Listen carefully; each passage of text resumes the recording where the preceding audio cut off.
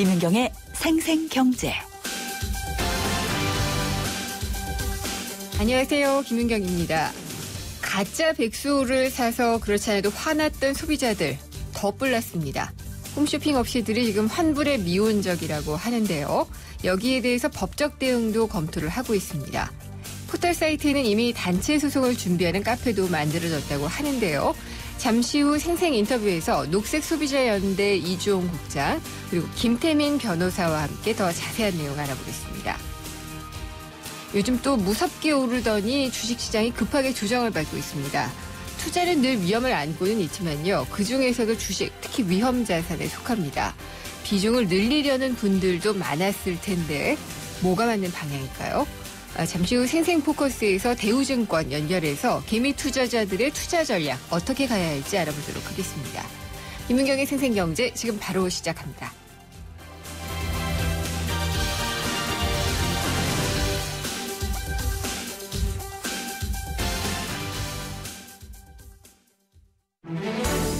발빠르게 전하는 증시 마감 시황. 따끈따끈한 오늘의 증시 소식과 함께 심층 분석 시작합니다. 오늘의 증시 분석. 김윤경의 생생경제 베러앤디퍼런트 르노삼성자동차 제공으로 1부 시작하겠습니다. 오늘 증시부터 알아볼게요. IBK 투자증권의 서동필 투자전략팀장입니다. 안녕하십니까? 예, 안녕하세요. 오늘 좀 많이 조정을 받은 것 같네요. 네, 휴일을 마치고 돌아온 증시는 좋은 모습은 아니었습니다. 네. 코스피는 27.65포인트, 1.3% 하락해서 2104.58포인트에서 마감을 했습니다.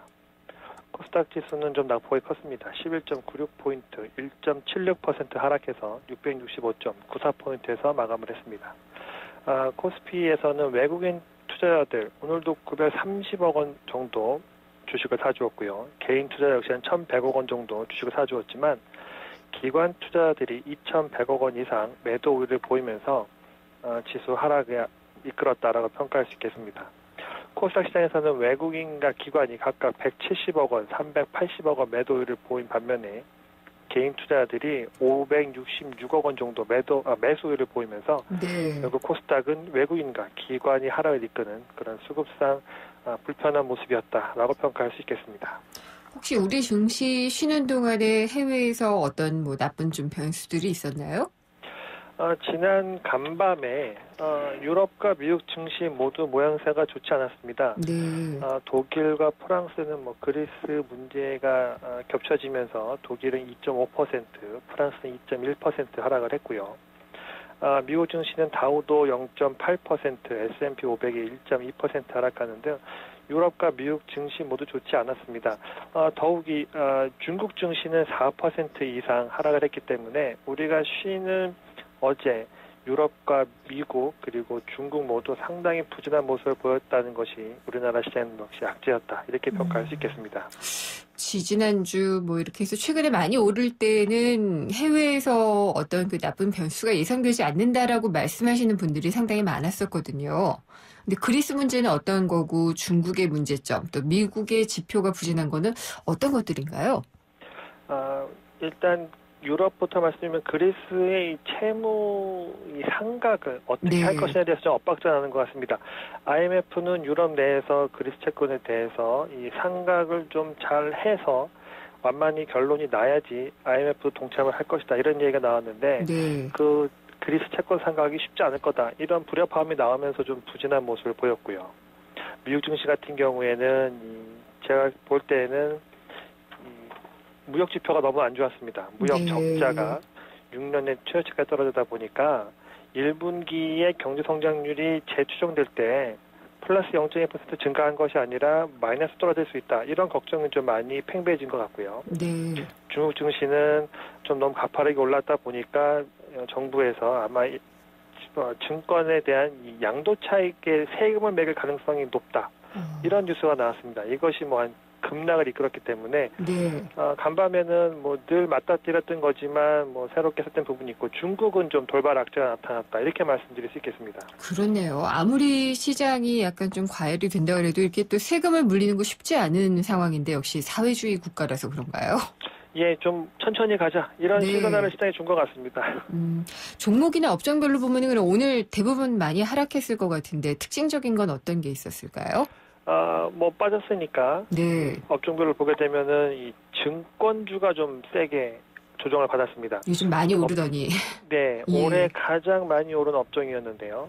오늘 하루만 지수가 7% 가까이 조정을 받았습니다. 그렇군요. 악재가 겹친 것 같습니다. 금리가 오르다 보니까 증권사가 들고 있는 이 채권에 대해서 평가 손이 난다는 부담, 그리고 조정을 받다 보니까 거래량이 좀 줄어들 수 있다.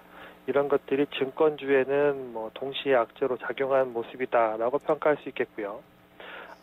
반면에 오른 업종을 본다고 하면은 최근에 이라보다도 계속해서 이 전자금융 거래에 대해서 조금 좀 활기를 띨 수 있다는 것 때문에 뭐 네. 한국전자금융 이런 업종 종목은 한 9% 올랐지만 뭐 전반적으로 금리가 오른 거에 대한 수혜는 보험이 볼 수 있다. 이런 것 때문에 보험주도 상대적으로 좋은 모습을 보였다라고 평가할 수 있겠습니다. 코스닥 쪽은 좀 어떤가요? 코스닥 쪽 뭐 말씀드렸다시피 지금 뭐 지수가 1.7% 어느덧 665포인트까지 빠졌습니다. 네. 그러다 보니까는 계속해서 이 그동안에 좀 시장을 이끌었던 바이오 관련주들 좀 조정이 좀 큰 모습이다 이렇게 평가할 수 있겠고요. 뭐 하지만 화장품으로 평가되는 이 종목들에 대해서 상대적으로는 좀 견조한 모습을 보였으니까 그동안에는 바이오 화장품 이런 것들을 하나로 묶어서 봤지만 여전히 화장품이라고 하는 거는 중국 수요에 대한 기대감이 유효하다. 이런 네. 것은 좀 확인할 하루가 아니었나라고 볼 수 있겠습니다. 오늘은 이랬는데 또 내일은 다를 수도 있을까요? 장세가요? 지금 뭐 기술적으로 조금 좀 휴지기에 들어가는 모양새이고요. 그러다 보니까 전반적으로 뭐 2100선을 지키긴 했지만 2100선이 뭐 견고한 지지선이다라고 말씀드리기 어려울 것 같습니다. 외국인 투자자들 매수세가 이어지고 있지만 뭐 삼성전자에 대해서도 뭐 매도 공세가 좀 강화되고 있고요. 네. 이런 점을 감안하면 뭐 추세가 꺾였다라고 말씀드리기 어렵지만 전반적으로 기술적으로 조금은 좀 더 쉬어갈 개연성이 있으니까 뭐 이번 주에는 그렇게 서두르시지 않았으면 좋겠다라고 말씀드리고 싶습니다. 알겠습니다. 오늘 증시 잘 들었습니다. 감사합니다. 네, 감사합니다. IBK 투자증권의 서동필 투자전략팀장이었습니다. 오늘 하루 당신이 꼭 알아야 할 경제 뉴스는 중요한 경제 뉴스를 콕콕 집어드립니다. 네, 오늘의 주요 경제 뉴스 살펴보겠습니다. 뉴스원의 최명용 기자입니다. 안녕하십니까? 네, 안녕하십니까. 최명용 기자는 모바일 시대에 잘 적응하고 계세요? 스마트폰을 잘 쓰고는 있는데 네. 주로 게임으로만 쓰는 것 같습니다. 그러면은 아직은. 근데 이제 모바일로 뭐 뱅킹이나 이런 거 하시는 분들도 네. 많은데 요즘에는 네네. 결제 수단도 이걸로 되는 경우가 많잖아요. 그렇습니다. 네. 그래서 앞으로는 플라스틱 카드를 아예 안 갖고 다니고 모바일 카드가 대체하는 경우가 많아질 것이다. 이런 전망들도 많이 나오네요. 네, 그렇습니다. 이제 이달부터 이런 그 플라스틱 카드가 없는 모바일 카드가 나올 것 같은데요. 네. 예, 종전까지 그 앱 카드 형태로 이제 스마트폰을 이용해서 신용카드 거래를 하신 분들이 있었는데 있었죠. 이 경우에는 플라스틱 형태로 카드를 발급받은 다음에 그 정보를 스마트폰으로 옮겨서 네. 이렇게 사용하는 것이었고요. 앞으로 나오는 거는 아예 이런 절차 없이 바로 스마트폰으로 이렇게 앱을 다운로드 받는 방식으로 신용카드를 발급받는 그런 시대가 된다고 합니다. 그러면은 발급하기까지 어떤 절차나 이런 것들도 되게 간소화가 되는 건가요? 그렇죠. 네. 간소화라고 할지 절차는 비슷할 수는 있는데요. 네. 사용하기가 더 간소해지겠죠. 네. 예, 금융당국이 지난 4월에 이런 방안을 발표를 했고 오늘 여신금융협회에서 이 가이드라인이라는 것을 내놨습니다. 이게 이제 실제로 어떻게 이걸 발급을 하라라는 그런 시행안을 내놓은 것인데요. 가장 중요한 문제로 이 협회에서 꼽고 있는 게 보안 문제인 것 같습니다. 명의도용이나 예. 부정 발급 피해를 예방할 수 있는 데 초점을 맞춰서 가이드라인을 마련했습니다. 절차를 간단하게 살펴보면요. 네. 소비자들이 이제 이 카드를 신청을 하려면 카드사에 먼저 신청을 하고 공인인증서나 뭐 ARS, 휴대전화, 뭐 IP인 인증 이런 다양한 방법으로 본인임을 확인을 하고 네. 신용카드 또 심사를 통해서 이 신청한 사람이 본인인지를 재차 확인을 하는 그런 절차를 밟게 됩니다. 그리고 본인 소유의 스마트폰인지 여부를 또 다시 한번 확인하는 그런 2중 3중의 본인 확인 절차를 밟게 되고요. 그래도 불안할 수 있다고 해서 신청 후에 24시간 뒤부터 관련 카드를 사용할 수 있도록 네. 그런 시스템을 마련하자 이렇게 했습니다. 4중 정도 되는군요. 그렇습니다. 네. 또 근데 카드사들은 예, 말씀하시죠. 부정발급이 그래도 나타날 수 있으니 이상금융거래 탐지 시스템을 의무적으로 이렇게 운영을 하라 이렇게 권고하고 있습니다. 근데 이게 본인의 단말기에 됐다는 거를 확인하는 것까지는 좋은데 단말기 또 잃어버릴 수도 있고요. 그게 제일 큰 문제인데요. 네. 이거에 대해서는 솔직히 답은 없는 것 같습니다. 이게 스마트폰이라는 걸로 모든 정보가 집중이 되니까 그만큼 네. 편리해지는 것이긴 한데 이 스마트폰을 잊어버렸을 경우에는 그만큼 또 많은 정보가 또 유출이 되는 그렇죠. 거니까 그 문제는 개개인들이 더 조심하시는 수밖에 없는 게 아닐까 이런 생각이 듭니다. 지금도 저 같은 경우에도 포인트 카드 이런 것들은 거의 다 앱으로 하고 있거든요. 네. 그런 것들이 많아지는데 이제 포인트야 정말 큰 위험이 아니지만은 이거는 결제 기능이 들어있기 때문에 상당히 좀 위험할 수도 있을 것 같네요. 그렇죠. 특히 또 이게 해외로 혹시 유출이 돼갖고 해외에서 그러니까요. 부정하게 사용된다 그러면 예. 피해를 보상받기도 상당히 어려우니까 네. 그런 부분에서는 좀 본인들의 좀 주의가 필요하지 않을까 싶네요. 네.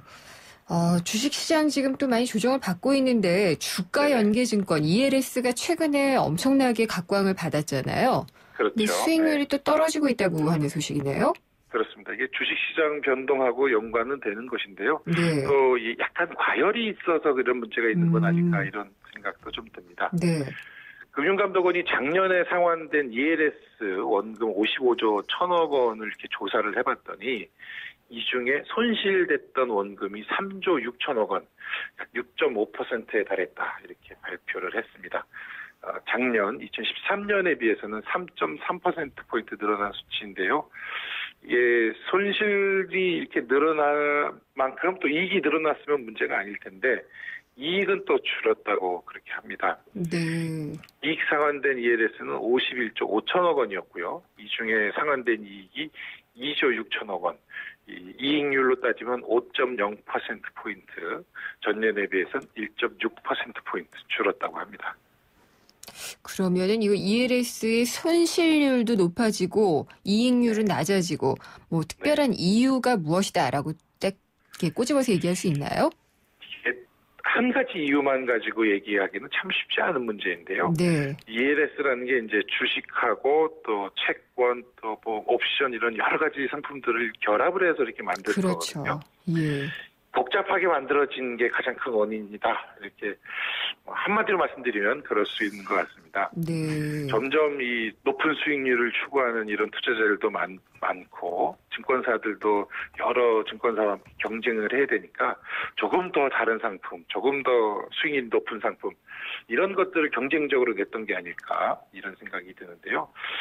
올 1분기에 발행된 ELS가 24조 1천억 원이었는데 이 중에 주가지수를 기초자산으로 했던 게 99.1%라고 합니다. 네. 과거에는 이 주가지수 1개 정도 혹은 2개 정도 이렇게 해서 결합하는 그런 주가지수 연계 상품을 내놨었는데 최근에는 뭐 3개 뭐 이렇게까지 연계하는 상품들이 나오고 있다고 하는데요. 이렇게 여러 가지 상품들을 연계하다 보면 한 가지 그 지수에서만 손실이 나도 전체 손실이 나는 네. 그런 구조의 상품들도 있다고 합니다. 이런 복잡해지는 이 금융상품이 손실을 키우는 그런 원인의 하나가 아닐까 이런 생각이 듭니다. ELS가 또 이 투자를 했을 때 원금을 보장받는 상품은 아니잖아요. 그렇죠. 이게 예금자 보호 대상도 되지 않고요. 네. 뭐 이런 원금 손실의 위험이 있다 이런 부분들을 증권사에서 이걸 처음에 팔 때 투자자들한테 잘 설명을 하는 게 가장 중요한데 이런 설명은 없이 그냥 이거 하면 6개월 뒤에 뭐 10% 뒤에요 뭐 네. 이런 식으로 팔았다가 결과적으로 이렇게 손실이 나면 또 민원으로 이어지고 그런 게 좀 악순환이 되는 게 아닐까 우려가 됩니다. 그렇군요. 한때는 또 ELS에다가 투자하면 저금리 시대에 괜찮다 뭐 이런 얘기들도 상당히 많이 있었는데 이게 또 불안전 판매가 많이 이루어졌을 가능성도 있겠네요. 개인적으로는 여전히 ELS는 유망한 투자 자산이라고 생각은 드는데요. 네. 이 투자자 개인이나 증권사에서도 이렇게 정확한 상품 구조 또 자기에 맞는 그 범위에 있는 네. 수익률을 가지고 안전한 상품을 고르는 게 포인트가 아닐까 생각이 됩니다. 그렇군요. 저 지나다 보니까 주유소의 휘발유 가격이 조금 올랐더라고요. 그래서 다시 네네. 보니까 국제유가도 조금씩 오르고 있던데요. 야금야금 오르는 것 같더니 벌써 $60 선까지 올라버렸습니다. 그렇군요. 네, 서부 텍사스산 원유 WTI라고 부르는데요. 어제 기준으로 배럴당 $60.40, 전달에 비해서 $1.47 올랐는데요. 네. 단기적으로는 리비아에서 이 석유 수출항에 있는 노동자들이 파업을 일으켰다라는 게 한 원인이었는데 중장기적으로는 셰일가스의 영향이라든가 또 신흥국에서의 원유 수요 확대 이런 중장기적인 추세가 될 것이다. 이런 분석도 나오고 있습니다. 지금 그러니까 WTI 서부 텍사스산 원유가 $60고 두바이는 아직 $60까지 올라오진 않았나요? 네, 그렇습니다. 네. 추세적으로 같이 오르고 있긴 한데 아직 두바이유는 $60는 오르지 않았고요. 이 WTI가 네. $60를 최근에 돌파를 했습니다. 그렇군요. 바닥을 다지고 또 올라오는 모습이네요. 오늘 말씀 잘 들었습니다. 감사합니다. 네, 고맙습니다. 뉴스원의 최명용 기자였습니다.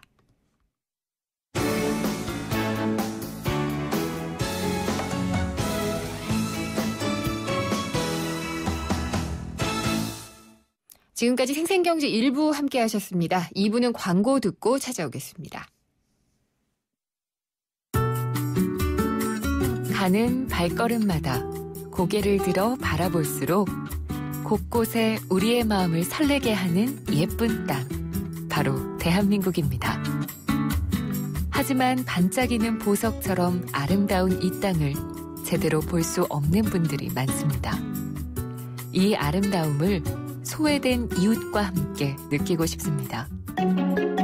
나누면 나눌수록 더 행복해집니다. 2015 YTN 라디오 연중기획 함께 들어요 대한민국 IBK 기업은행과 함께합니다.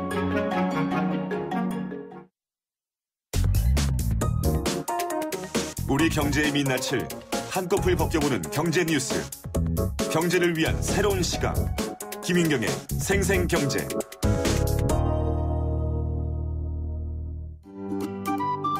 YTN 생생경제와 한국전파진흥협회가 함께하는 2015 프로젝트 집앤잡 제1탄 최고의 복지는 안정적인 주거다. 2015년 우리네가 살고 있는 집의 모습을 직접 찾아갔습니다. 집앤잡 용산구 이촌동의 한 공인중개사 사무실에 나와 있습니다. 근데 요즘 이 한강변 주변에 부동산 시장이 어떤지 신흥부촌으로 떠오르고 있다고 하거든요. 예, 지금 그 동부 이촌동에 렉스 아파트가 재건축되면서 올 7월 달에 입주 예정인 레미안 첼리 투스가 요 근래 매매된 것이 23억으로 매매되다 보니까 평당 4천만 원으로 용산이 부동산 가격이 회복이 된 것 같습니다. 과거에 그 파크타워 입주 때 50평짜리가 20억에 매매되던 것이 가격이 침체되면서 떨어졌다가 동부이촌동 첼리투스가 입주하면서 가격이 회복이 되고 있는 과정입니다. 예전의 부촌은 어디였는지 알 수 있을까요? 예전에 70년도에는 반포동, 여의도, 80년도에는 압구정동, 이제 2010년도에 와서는 반포, 삼성동, 첨남동. 예, 지금 용산은 이제 국가 차원에서 그 국제 업무지구를 재추진하기 위해 가지고 지금 신분당선을 갖다가 2018년도 개통 예정이고 조만간 좋은 소식이 있을 것 같습니다. 네, 그렇다면 장재현 리얼투데이 팀장과 연결해 보도록 하겠습니다.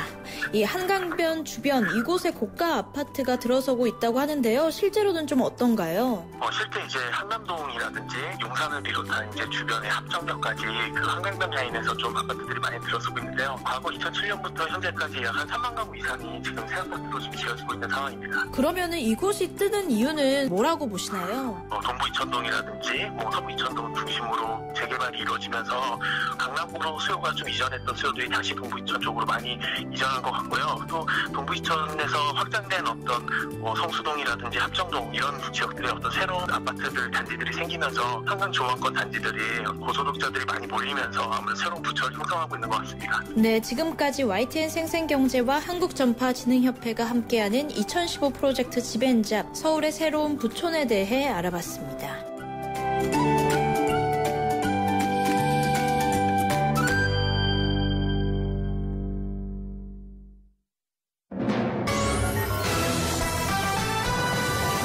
경제 뉴스의 진실과 오류, 생생경제가 땄다.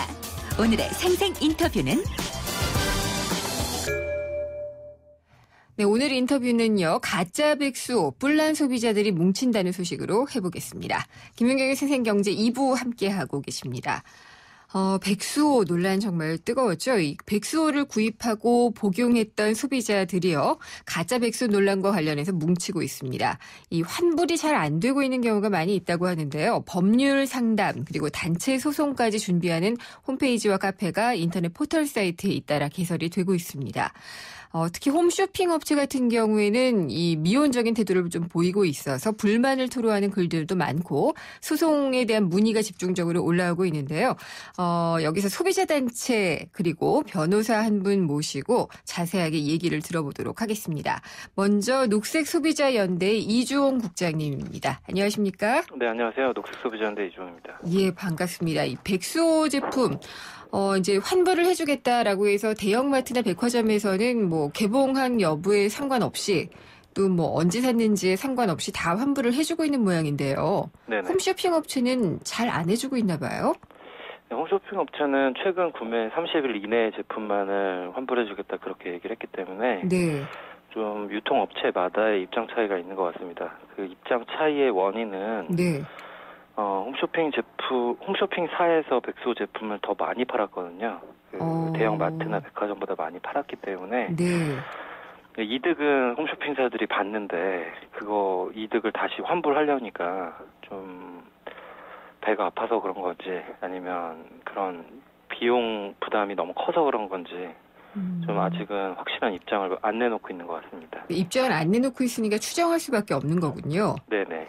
근데 이제 백화점이나 마트 같은 경우에는 환불 규정 같은 게 또 자체적으로 있을 거고, 네네. 홈쇼핑 업체도 어떤 상품에 대해서든 이게 건강 보조식품으로 들어가나요? 건강기능식품. 건강기능식품에 대한 환불 규정이 있을 텐데요. 그 업체마다 판매처마다 환불 조치가 각각 있는 건 아니고요. 네. 그건 내부적으로 회사가 결정을 해서 이제 환불을 결정을 한 건데. 원칙상으로 보게 되면 소비자 분쟁 해결 기준상 그 이물질이 들어간 거잖아요. 이어금비수라는 이물질이 들어간 경우에는 교환 및 환불과 더불어서 부작용이 발생한 경우에는 그 치료비와 경비, 일실소득에 대한 보상을 하도록 그렇게 규정되어 있습니다. 네, 그러면은 소비자들로서는 먹었어야지 부작용이 나타나잖아요. 네네. 근데 홈쇼핑 업체들은 개봉하지 않은 채로 30일 이내에 구입한 것만 환불을 해주고 있잖아요. 네, 좀 이제 홈쇼핑사들 자체적으로 조금 차이가 좀 있는데요. 네. 뭐 개봉 여부에 관계없이 뭐 환불해주는 홈쇼핑사도 있고, 뭐 개봉하지 않아야지 이제 환불해주는 업체들도 있는데요. 이 원칙적으로는 이물질이 들어간 제품이라면 개봉 네. 여부와 관계없이 환불을 해주는 게 맞습니다. 그렇군요. 소비자들은 당연하게 화가 날 거고 그래서 단체로 좀 움직이시려는 것도 같아요. 그래서 민사소송 단체로 하겠다라는 움직임도 있는데 네네. 녹색소비자연대에서도 좀 지원해 주시는 것을 검토하신다고요? 지금 검토는 하고 있습니다. 네. 하지만 이 소송이라는 게 쉬운 부분이 아니고요. 뭐 사회자분들도 잘 아시겠지만 네. 지금 피고가 내추럴 엔도텍으로 했을 경우에 그 내추럴 엔도텍이 지금 상장 폐지가 되느냐 마느냐 뭐 그런 얘기도 있고 네. 이 주가가 계속 빠지면서 이제 회사의 존폐도 지금 갈려 있습니다. 그렇겠죠. 예를 들어서 저희가 피고를 내추럴 엔도텍으로 했다가 회사가 망하게 되면 소의 이익이 없어집니다. 돈 받을 곳이 없는데 어떻게 소송을 하게 됩니까? 네. 그래서 이 소비자분이 무턱대고 소송을 했을 경우에 이제 소송 비용만 날리시는 그런 경우도 발생될 수 있기 때문에 저희가 여러 각도에서 지금 소송이 가능한지, 그리고 어떤 회사를 내추럴 엔도텍을 피고로 해야 될지, 아니면 홈쇼핑사를 피고로 해야 될지, 뭐 그런 부분을 여러 각도로 검토를 하고 있는 단계입니다. 그렇군요. 또 이 정부 부처, 그러니까 소비자원이 있을 것이고요. 식약처가 있을 텐데 이런 곳들이 좀 참여를 해줘야 좀 개입을 해야지 뭔가 좀 빨리 풀리지 않을까요? 소비자원에서는 이번 5월 8일 날 그 홈쇼핑 업체들과 2차 간담회를 통해서 소비자 구제 방안을 발표하겠다, 그렇게 얘기를 했었는데요. 네. 정부가 적극적으로 나서는 것이 필요합니다. 하지만 정부의 그런 그 지침이라든가 방침을 회사들이 무조건적으로 따라야 되는 건 아니기 때문에 제가 봤을 때는 긍정적인 그 결과가 나오기 위해서는 이 식약처와 지금 소비자원이 입장에 조금 차이가 좀 있거든요. 어떻게요?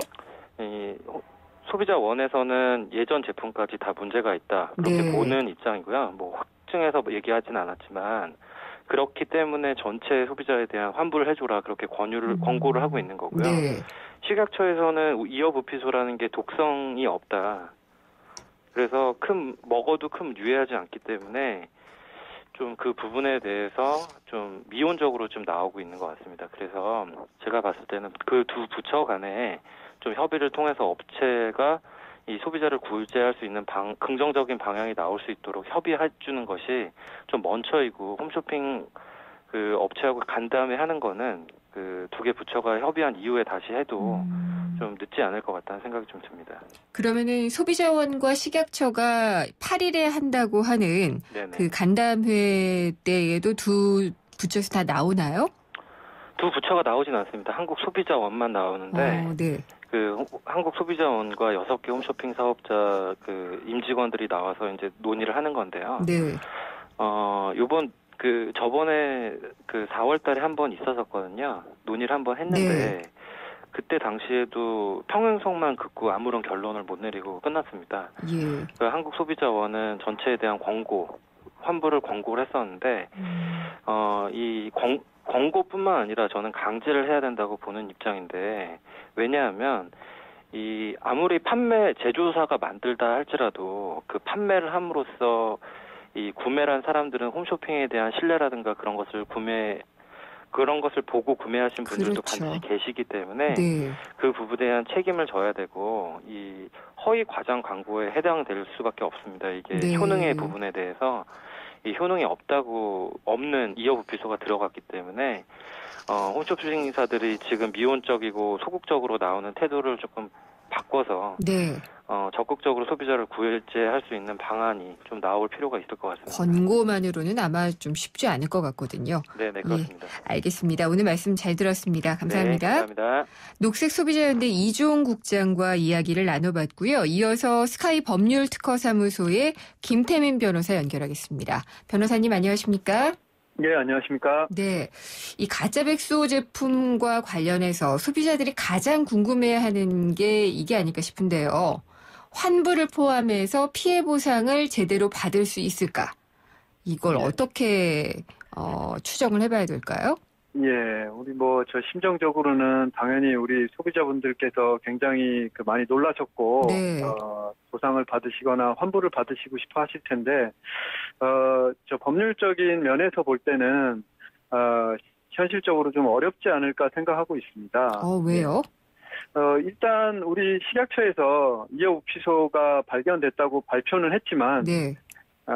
우리 해당 회사 내추럴 엔도텍에서 만든 모든 제품에서 이어부피소가 나온 것이 아니기 때문에 이어부피소가 나온 제품을 구매하신 분들은 아마 충분히 환불이나 보상을 받으실 수 있겠지만, 네. 나머지 제품에 대해서는 그 제품이 이어부피소가 포함됐는지 안 됐는지를 알 수 없는 상황에서 업체나 홈쇼핑에서 아마 환불이나 이런 피해 보상을 적극적으로 해주지 않을 것으로 생각이 됩니다. 그래서 그걸 일일이 지금 소비자들이 실험을 의뢰해서 네. 할 수도 없는 상황이고요. 일부 지자체에서는 그 실험을 이렇게 무료로 해준다고 한다도 지금 나와 있긴 한데, 그게 법률적으로는 참 어려운 문제일 것 같습니다. 예.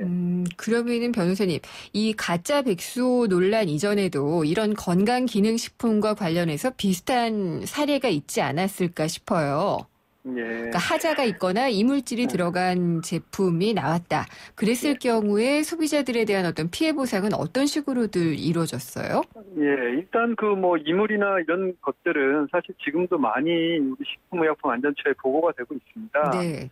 그렇지만 개봉한 후에 대부분 이물이 발견되기 때문에 이렇게 이물이 발견된 제품을 우리 소비자 단체나 또는 식품의약품안전처에 신고를 하더라도 네. 한 70%에서 80% 정도가 원인 불명으로 밝혀집니다. 그럼 원인 불명으로 밝혀지게 되면 업체에서는 본인들의 책임이 아니라고 항변을 하면서 피해 보상을 거부하거나 또는 환불을 해주지 않기 때문에 또 이런 부분에 있어서 사실 식품을 가지고 이런 환불이 됐던 그 사건이 네. 거의 없는 실정입니다. 예. 아, 그래요? 근데 먹는 건데 네. 이렇게 법이 허술해도 되나요?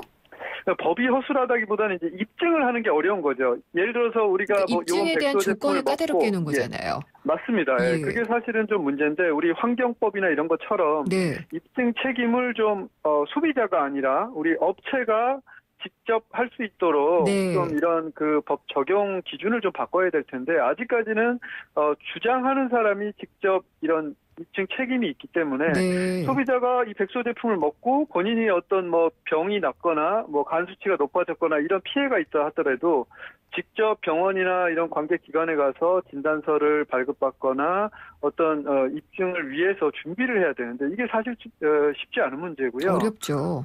그리고 또 예.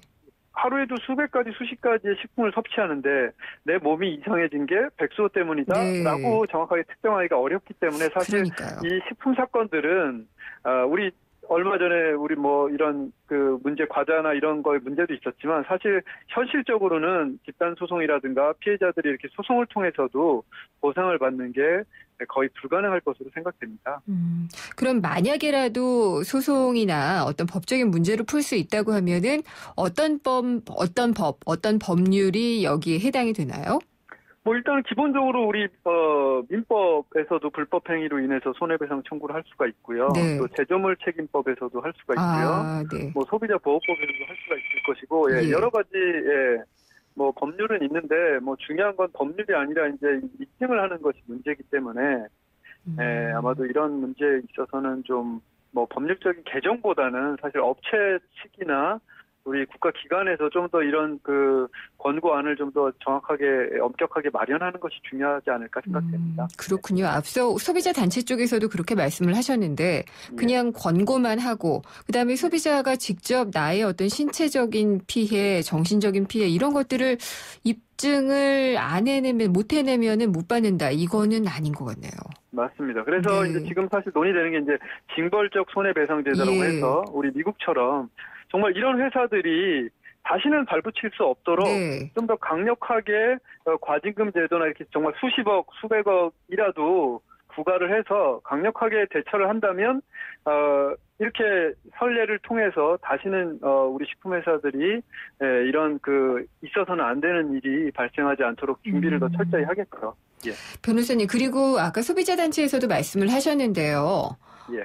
이 피고를 누구로 할 것인가도 굉장히 중요한 부분이더라고요. 내가 어떤 신체적인 결함을 신체적인 피해를 받았다는 것을 증명을 해내도 내추럴 엔도텍을 피고로 하면은 한 푼도 돌려받지 못할 가능성도 있는 거잖아요. 지금 현재 상황에서는 그 회사가 이제 어려워질 테니까 그렇게 될 거고요. 법률적으로는 일단 그 판매한 우리 홈쇼핑 회사들도 판매 책임이 있기 때문에 가능하고 지금 이 문제는 좀 미묘하긴 한데 검토가 필요하긴 하지만 일단 이 건강기능식품이라는 것은 국가인 식품의약품안전처에서 허가를 해줬기 때문에 만약에 이 제품 자체, 이 허가 자체에 문제가 있었다면 관리 문제도 있을 거고요. 그런데 있었다면 국가를 상대로 식약처는 아니고 식약처도 어쨌든 국가기관이니까 국가를 상대로 피고를 특정하는 것도 가능은 할 것 같습니다. 예. 그러면 지금 단체 소송들 막 카페에서들 준비하고 그러시는 것 같은데 어떻게 조언해 주시겠어요? 저는 솔직히 개인적으로는 좀 어렵다고 생각을 하고 제가 우리 식품의약품 전문 변호사이긴 하지만 저는 그런 건 좀 우리 소비자들 이렇게 모아서 하는 거는 하고 싶지 않습니다. 왜냐하면 뭐 제 개인적으로는 좀 이기기 어렵다고 생각을 하고. 알겠습니다. 예, 그렇습니다. 네. 그러면은 일단은 이 지금 소 잃은 거는 어쩔 수가 없기 때문에 외양간을 좀 고치는 수밖에 없겠네요. 예, 맞습니다. 법이라든지 국가의 어떤 권고를 강제로 좀 바꾸는 안이라든지. 그리고 이런 사건이 발생했을 때 과징금 제도를 통해서 아예 정말 확실하게 업체 페널티를 주는 게 필요할 것 같습니다. 네, 잘 들었습니다. 감사합니다. 예, 감사합니다. 스카이 법률특허사무소의 김태민 변호사였습니다. 미래가 궁금해? 스마트한 미래의 모습을 보여주는 스마트 IT 뉴스. 스마트 IT 뉴스 시간입니다. 한경닷컴의 김민성 기자가 연결돼 있습니다. 안녕하십니까? 네, 안녕하세요. 네, 김민성 기자님, 오늘은 어떤 주제로 준비를 해주셨나요? 오늘 스마트 IT 뉴스 첫 회인데요. 조금 실생활과도 가깝고 좀 재미있는 이야기를 전달드리려고 스마트폰 가혹 테스트 어디까지 해봤니? 이런 주제로 좀 이야기를 준비해봤습니다. 스마트폰을 어디까지 가혹하게 하나요? 요새 보시면 밴드 게이트라는 말 많이 들어보셨을 거예요. 아니, 잘 모르겠어요. 어떤 거예요? 밴드 게이트, 밴드 하면 영어로 구부린다라는 뜻이 있습니다. 그리고 게이트 하면 정부나 권력, 대형 비리 의혹 사건을 뜻하는 게이트가 있잖아요. 미국의 워터게이트 사건 같은 요새 송환종 리스트를 송환종 게이트라고도 하는데 스마트폰에 있는 밴드 게이트를 뜻합니다. 이게 뭐냐면 구부러지면 안 될 이런 스마트폰이 구부러지는데 뭔가 이렇게 찜찜한 어떤 의혹이 숨어 있는 것 같은 불안한 느낌을 주는 현상이거든요. 쉽게 말씀을 드리면 지난해 아이폰 6가 나왔었죠. 스마트폰이 애플에. 그중에서 5.5인치로 가장 컸던 6 플러스 모델이 양쪽을 잡고 손으로 구부리면 휘어져서 파손된다는 논란에 휩싸였습니다. 이걸 해본 사람들이 있었군요. 그렇죠. 이게 밴드 게이트인데 이게 아이폰 대명사 공법이 바로 메탈 케이스라는 공법인데 화면이 커지면서 내구성이 예전만 못하다는 불명예를 안겼습니다. 그렇군요. 삼성전자의 갤럭시 S6 엣지는 구부러지는 거 아니에요? 구부러져 있는 거. 이것도 밴드 게이트가 애플 일만이 아니라 삼성전자로도 번졌어요. 갤럭시 S6가 출시되기 전에 아이폰 6 플러스보다 더 잘 휘어진다는 실험 테스트 영상이 나와서 또 꽤 시끄러웠었습니다. 이게 100만 원이 가까운 비싼 스마트폰인데 잘 휘어질 뿐만 아니라 부서진다는 느낌까지 줘서 보는 동영상을 보는 사용자들이 충격, 경악 이런 느낌이었거든요. 근데 실제로 이 정도 가혹 테스트는 장난에 불과할 정도로 요새 스마트폰을 가혹하게 테스트하는 영상들이 온라인에서 아주 인기입니다. 아니 무슨 핸드폰이 무슨 죄 있어요? 왜 어떻게 하나요? 아예 진행자님 말씀처럼 가혹 테스트라기보다는 고문에 가까운 정도인데요. 단순하게 보면 전자레인지에 넣고 돌려봅니다. 스마트폰을. 그다음에 라면처럼 끓는 물에 넣고 삶아봐요. 안 터져요? 그리고 톱으로 잘라도 보고 심지어 총도 쏴보고요. 다양한 영상들이 있는데 이게 관련 동영상이 지금 수십만 조회수, 댓글도 엄청 달립니다. 아니 근데 김민성 기자도 보셨을 것 같은데 이거 진짜예요? 이거 다 영상들 진짜로 하는 동영상들이고요. 제가 일단 좀 상상 가능한 것들부터 일단 설명을 좀 드려보겠습니다. 전자레인지에 갤럭시 S6를 넣고 돌리면 어떻게 될까요? 터지죠. 그렇죠. 이게 일단 이 사용자가 S6를 전자레인지에 놓고 돌리자마자 5초 만에 지글지글 거리는 소리가 나면서 타기 시작합니다. 그 다음에 섬광이 튀기 시작하고 갑자기 배터리에 충전돼 있던 74% 충전돼 있던 배터리가 69% 막 이렇게 뚝뚝뚝뚝 떨어지기 시작해요. 그래도 스마트폰이 일단 돌아갑니다. 이런 영상도 있고 끓는 물에 삶으면 어떻게 될까요? 팔팔 끓는 물에. 그냥 일단 멈출 것 같은데요. 이게 끓여보면요. 이 테스트하는 사람들도 재미있는데 옆에 이제 스톱워치를 켜놔요. 켜놓고 아이폰 6와 갤럭시 6를 동시에 물에 라면 끓이듯이 담굽니다. 그러면 아이폰 6는 10초가 지나면 그냥 전원이 나가버려요. 화면이. 근데 갤럭시 6는 55초 동안 화면이 나가지 않고 살아있습니다. 그러다가 조금 더 끓이면 폰이 너무 뜨겁다라는 그런 알람 메시지가 나오면서 죽어버려요. 네. 그래서 네, 왠지 갤럭시가 아이폰보다 더 센 것 같다. 뭐 이런 느낌을 주기도 왠지 합니다. 마케팅 차원에서 한 것 같다는 생각이 들기도 하고. 그렇죠. 총으로 쓰면 어떻게 돼요?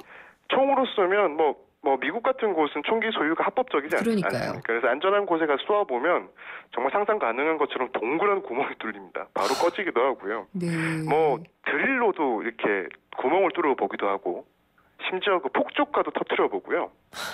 그리고 신어 같은 이전 기름 같은 걸 부어서 태워보기도 하고 다양한 방법으로 정말 가혹하게 테스트하는 심지어 가혹 테스트가 아니라 고문 테스트 같은 이런 실험들을 굉장히 많이 하는 동영상들이 인터넷에 요새 나돌고 있습니다. 그렇게 하면서 그렇게 고문 행위를 하고 가혹 행위를 하는 사람들이 다치거나 그러진 않아요? 그 시험 테스트를 하는 사람들도 이런 가혹한 테스트를 다양하게 진행해 보는 것 같아요. 그래서 이 스마트폰이 터질 것 같다거나 스마트폰이 끓어서 어떤 액체가 넘칠 것 같다고 하면 도망은 잘 다니더라고요. 아무튼 이렇게 하는데 이런 그 가혹 테스트 영상들을 찍는 이유가 뭐냐? 과연. 그러게요. 이거 왜 하죠? 이런 것들이 되게 궁금증인데 마치 이런 영상을 보면 이런 생각 들지 않습니까? 갤럭시가 더 나은 것 같다. 끓는 물에 더 오래 버티기 때문에 아니면 아이폰이 더 잘 안 부셔져서 더 좋은 제품이다. 이런 단순히 제품을 판단하게 만드는데 이런 효과들을 노리는 것 같아요. 실제 제품을 사시는 분들이 얼마나 제품이 튼튼한지 궁금해하지 않습니까? 네. 그래서 실제로 그 제조사들도 제품을 출시하기 전에 가혹 테스트라는 걸 실제로 그 합법적이고 실질적으로 합니다. 자체적으로. 그렇죠. 예를 들어보면 어떤 마모에 얼마나 견딜 수 있는가. 스마트폰을 깔고 앉았을 때 인체 하중을 얼마나 견디느냐. 침수, 그리고 아주 추운 환경, 혹한 같은 환경, 그리고 아주 추운 고온 환경, 그리고 요새 그 스마트워치가 유행이지 않습니까? 그래서 손목을 이렇게 그 밴드들이 손목을 감싸게 되는데 땀이나 피지 같은 저희 인체 물질들에 끊임없이 노출이 돼요. 그럴 때 염수에는 문제가 없는지, 그럼 인공 피지, 고온 고수 테스트까지 아주 가혹한 테스트를 많이 합니다. 그래서 예를 들면 저희가 스마트폰을 이렇게 엉덩이 주머니에 놓고 앉을 때가 있지 않습니까? 의자에. 그럴 때는 100kg의 무게를 가진 사람이 스마트폰을 깔고 앉는 경우를 가정해서 100번을 눌러봐요. 100번을 엉덩이 모양으로 만들어 놓은 그 테스트기가 있거든요. 이걸 통과를 해야 비로소 출하가 되는 테스트를 통과하는 아주 많은 테스트들이 있습니다. 그거는 당연할 것 같아요. 네네. 고온이라든지 또 굉장히 습한 환경이라든지 이런 것들은 당연히 테스트 해볼 만한데 그냥 일반 소비자들이 해서 올리는 영상들이잖아요. 그렇죠. 도대체 이런 비싼 스마트폰이나 스마트워치 이런 것들을 어디서 어떻게 나가지고 이런 식으로 해보는 거죠? 저도 그게 궁금하더라고요. 그래서 그런 해외에 있는 분이라서 직접 여쭤보진 못했는데 실제로 보면 그 케이스에서 정말 비닐도 안 뜯은 제품들을 사용을 합니다. 그래서 그 영상들을 보다 보면 영상 끄트머리 부분에 이렇게 광고 영상들이 따라 나와요. 예를 들면 가혹 테스트를 한 다음에 내가 요새 이런 애플리케이션에서 써보니 좋더라. 그래서 한번 깔아보시라. 이런 광고를 한다든가 이런 식으로 해서 조금씩 그 광고 수익을 얻는 것도 같습니다. 근데 이게 문제가 이런 영상들이 굉장히 자극적이라는 점이거든요. 그렇죠. 그러니까 실제로는 이런 일들이 일상생활에서는 벌어지지 않는 경우를 가정해서 가혹 테스트를 진행한 다음 이 테스트 결과들을 가지고 이 제품이 마치 좋은 제품이다 혹은 너무 형편없다 같은 약간의 편견을 제공하게 되거든요. 그렇겠네요. 그래서 제조사 반응들이 아주 떨떠름합니다. 이런 영상이 나올 때마다. 아니 근데 저는 그런 혐의는 좀 갖고 있었는데 제조사들이 스폰서를 해주나? 이런 생각도 좀 들었거든요. 그런 의혹이 굉장히 크고요. 실제로 그런 일들이 있는 걸로 저도 알고 있습니다. 왜냐하면 이게 마케팅 차원에서 보면 노이즈 마케팅을 노리는 가능성이 굉장히 큰 거거든요. 그래서 일단 이런 것들을 제조사에 공식적으로 문의를 하면 전혀 그런 일이 없다라고 말씀은 합니다만 그리고 일단 공식적인 반응이 대단히 이런 실험들에 대해서 어이없어요. 왜냐하면 기분이 나쁘다는 건데 왜냐하면 자기들이 어떻게 보면 자식처럼 애지중지 만든 제품을 어떻게 이렇게 때려 부실 수가 있을까 이런 데 대해서 좀 안타까워하는 사람들도 많은데 그보다는 논리적으로 얘기해서 이런 가혹한 테스트들이 일상생활에서 발생하지 않는데 왜 이렇게 함부로 그런 테스트들을 진행해서 어떤 제품에 대해서 안 좋은 이미지를 만드느냐라는 불만들이 있습니다. 그렇군요. 그래서 실제로 앞서서 밴드게이트를 제가 말씀을 드렸잖아요. 제가 지금까지 굳이 이런 말도 안 되는 가혹 테스트들을 말씀드린 이유는 이 스마트폰이라는 것들이 요새 그 초슬림, 초경량, 그러니까 얇으면서도 가볍게 만드는 게 아주 중요하지 않습니까? 그렇죠. 트렌드인데 뭐 정말 무리하게 이렇게 때려 부셔서 안 부서지는 스마트폰은 세상에 존재하지 않는다는 점입니다. 정말 부셔야겠다고 생각하면 실제로 당연하죠. 네네. 그러니까 실제로 뭐 삼성이나 애플도 밴드 게이트를 겪고 난 다음에 아주 그 해명하는 그런 공식 입장들을 내놨는데 일상생활에서 전혀 문제가 없다. 그리고 이런 그 가혹한 테스트들을 정말 이렇게 펼치는 그런 그 실험하는 사람들에 대해서도 조금 굉장히 불편한 기색들을 많이 드러냈어요. 네, 근데 이런 자극적인 영상을 통해서 시청자를 끌어모으는 이런 방법들에 대해서 뭐 여러분들이 보시면서 이렇게 뭐 어떤 물건이 더 좋다, 나쁘다 이런 점들을 가지시지 마시고 제가 보기에는 스마트폰을 조금 더 좀 아끼고 쓰면서 이렇게 조금 해보는 게 좋지 않을까 이런 생각이 듭니다. 알겠습니다. 여기까지 듣도록 하겠습니다. 말씀 감사합니다. 네네. 한경닷컴의 김민성 기자였습니다. 엄마라는, 도전이라는, 헌신이라는 이름의 흉터. 때론 자랑스럽지만 달라졌으면 하는 여자 마음. 더마틱스 울트라로 흉터 달라질 수 있습니다. CPX 성분이 흉터를 흐리고 부드럽고 매끈하게. 흉터 전문 더마틱스 울트라. 본 제품은 의료기기입니다. 네, 오늘도 생생경제에서 선물 준비했습니다. 참 쉬운 중국어 문정아 중국어에서 드리는 10만 원 상당의 온라인 수강권. 방송 들으시면서 궁금한 점 그리고 의견을 문자로 보내주시면 추첨을 통해서 보내드리는데요. 문자 보내주실 번호는 짧은 건 50원, 긴 거는 100원의 정보 이용료가 부과되는 우물정의 0945, 우물정의 0945번입니다. 4시 뉴스 듣고 생생경제 3부에서 뵙겠습니다.